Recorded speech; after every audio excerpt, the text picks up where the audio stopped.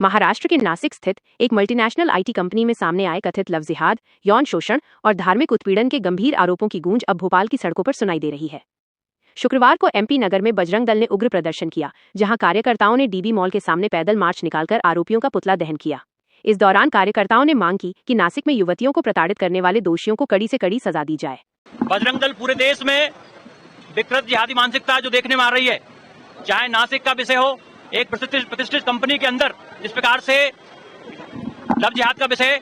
और धर्मांतरण का विषय हो रहा है, चाहे अमरावती के अंदर एक युवक के द्वारा ही 100 से 80 से अधिक नाबालिग बच्चियों के वीडियो मिले हैं। ये सब प्रकरण और पूरे देश के अंदर जो लैंड जिहाद, लव जिहाद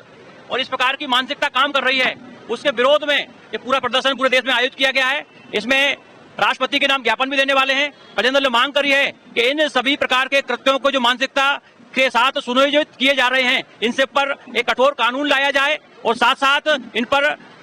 योजनाबद्ध तरीके से कार्रवाई की जाए, इनको चिन्हित किया जाए और इनको कठोर दंड दिया जाए। इसी बीच हिंदू उत्सव समिति और संस्कृति बचाओ मंच के अध्यक्ष चंद्रशेखर तिवारी ने भी प्रशासन के सामने एक बेहद सख्त मांग रखी है। तिवारी ने साफ कहा है कि जिस प्रकार इंदौर में कांग्रेस पार्षदों पर वंदे मातरम नहीं गाने पर एफआईआर दर्ज की गई है, उसी तर्ज पर भोपाल के जो भी जनप्रतिनिधि भारत माता की जय और वंदे मातरम गाने से परहेज करते हैं, उन पर भी तत्काल आपराधिक प्रकरण दर्ज होना चाहिए। उन्होंने तीखा हमला बोलते हुए कहा कि भारत में एक विधान, एक निशान और एक प्रधान ही चलेगा। तिवारी ने जनप्रतिनिधियों पर निशाना साधते हुए कहा कि चुनाव जीतने के लिए आप तिलक भी लगाते हैं और चुनरी भी ओढ़ते हैं, लेकिन जीतने के बाद आपको शरीयत याद आ जाती है, जो अब बर्दाश्त नहीं किया जाएगा। इन घटनाओं ने राजधानी के राजनीतिक और सामाजिक तापमान को बढ़ा दिया है।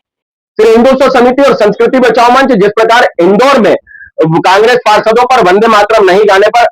एफआईआर दर्ज की गई, आपराधिक प्रकरण दर्ज किया गया है, उन्हीं धाराओं के तहत भोपाल में जो जिहादी मानसिकता के जनप्रतिनिधि घूम रहे हैं, जिन्हें भारत माता की जय और वंदे मातरम गाने से परहेज है, उनके खिलाफ भी आपराधिक प्रकरण दर्ज होना चाहिए। मैं शासन से मांग करता हूं कि उनके खिलाफ आपराधिक प्रकरण दर्ज करके और इनको भी जो है जेल की हवा खिलानी चाहिए। जिनको कि शरीयत का कानून भोपाल में याद आता है, अगर आपको शरीयत का कानून लागू करना है तो आप शरीयत के देश में चले जाइए, जो मुस्लिम देश है वहां जाइए और वहां पर चाहे भारत माता की जय मत बोलिए, चाहे वंदे मातरम मत बोलिए, लेकिन यहां पर चुनरी ओढ़कर तिलक लगाने के पश्चात, चुनाव जीतने के पश्चात, जनप्रतिनिधि बनने के पश्चात आपको शरीयत का कानून याद आता है और वंदे मातरम और भारत माता की जय कहने में परहेज होता है, तो आप जैसे जनप्रतिनिधियों को भोपाल को आवश्यकता नहीं।